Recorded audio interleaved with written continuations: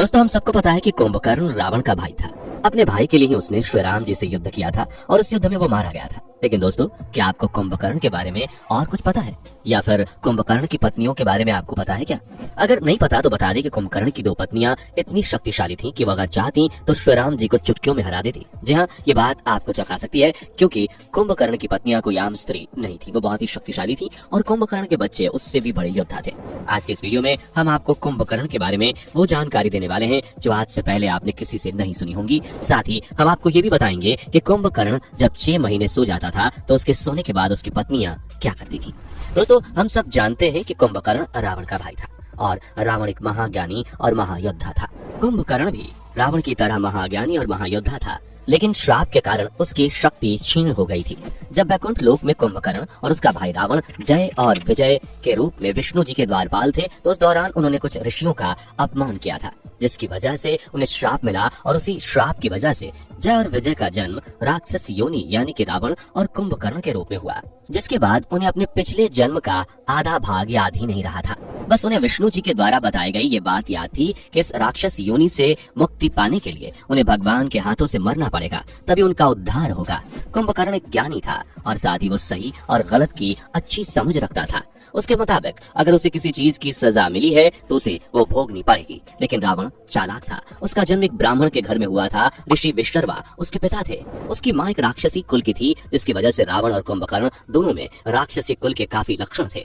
रावण दुनिया पर राज करना चाहता था, लेकिन कुंभकर्ण को वापस स्वर्ग ही जाना था। उसे मृत्यु लोक नहीं अच्छा लग रहा था। दोस्तों, आप में से कई लोगों को नहीं पता होगा कि मृत्यु लोक किसे कहते हैं, तो बता दें कि मृत्यु लोक पृथ्वी को ही कहते हैं। कुंभकर्ण को कुछ समझ नहीं आ रहा था कि आखिर वो क्या करे, इसलिए उसने अपने भाई रावण से पूछा कि उन दोनों को वापस स्वर्ग लोक में जाने के लिए क्या करना चाहिए। तब रावण ने कहा कि तुम चिंता मत करो, इस चीज का जल्द ही मैं हल निकालूंगा।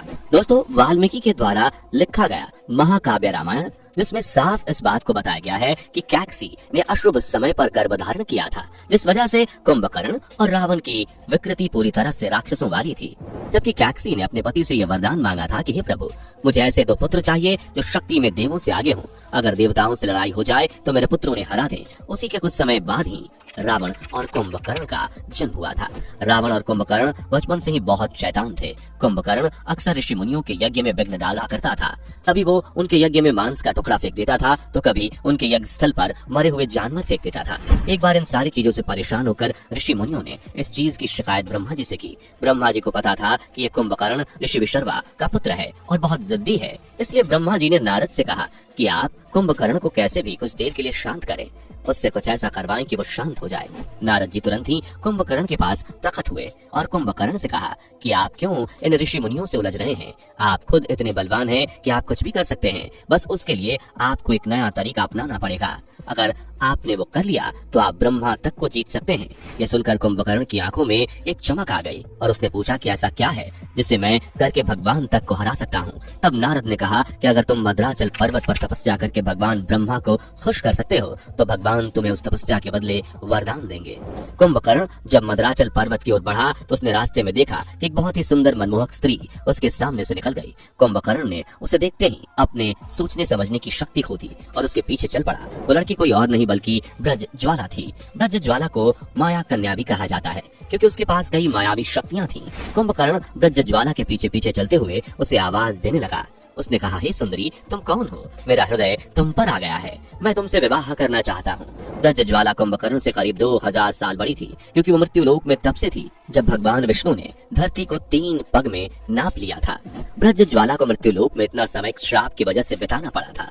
उसी समय कुंभकर्ण ने ब्रज ज्वाला से विवाह किया और दोनों ने कुछ समय साथ में बिताया। इसी दौरान कुंभकर्ण ने उसे अपनी तपस्या के बारे में बताया और वो मंदराचल पर्वत पर तपस्या करने के लिए आगे निकल पड़ा। कुछ ही दिनों में कुंभकर्ण ने अपनी तपस्या शुरू कर दी। इसी दौरान भगवान शिव जी ने पार्वती माँ के लिए सोने की लंका का निर्माण कराया था और लंका में गृह प्रवेश के लिए भगवान शिव और पार्वती जी एक विद्वान पंडित को ढूंढ रहे थे।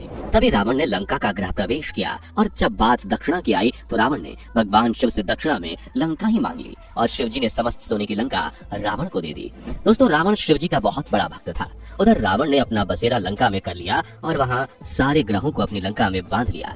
उसने सबसे पहले शुक्र ग्रह को बांधा, क्योंकि शुक्र विलासिता, स्त्री सुख और धन संपदा का कारक है।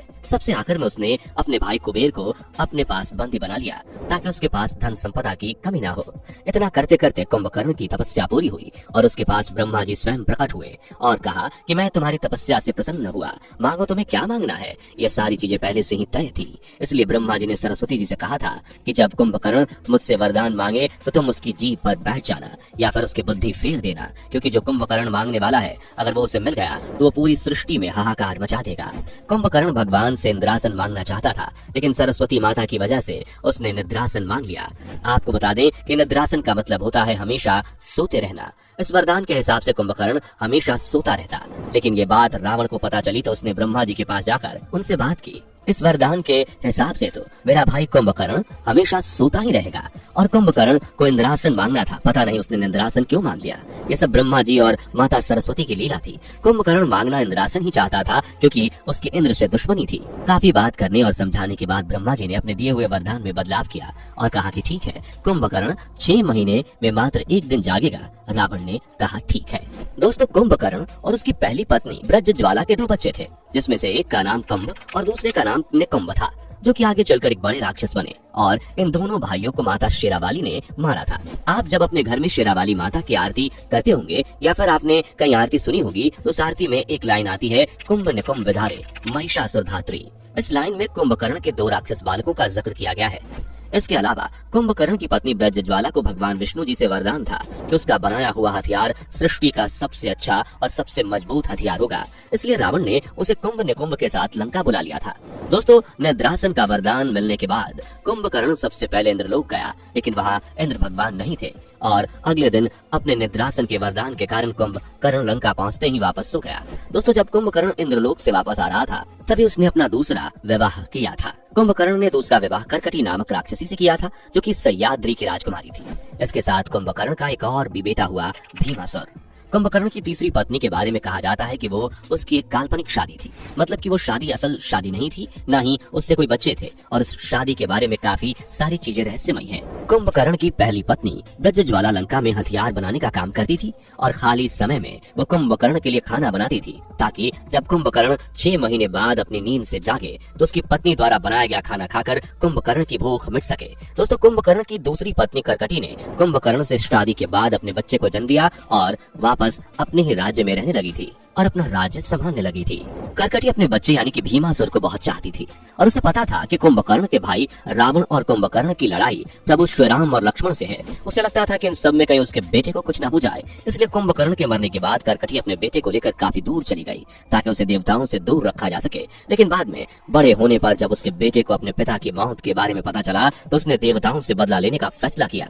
हालांकि बाद में भगवान शिव से उसका मुकाबला हुआ और शिव जी ने उसे भस्म कर दिया। वो जहाँ भस्म हुआ वहीं शंकर भगवान का प्रसिद्ध मंदिर भीमा शंकर है।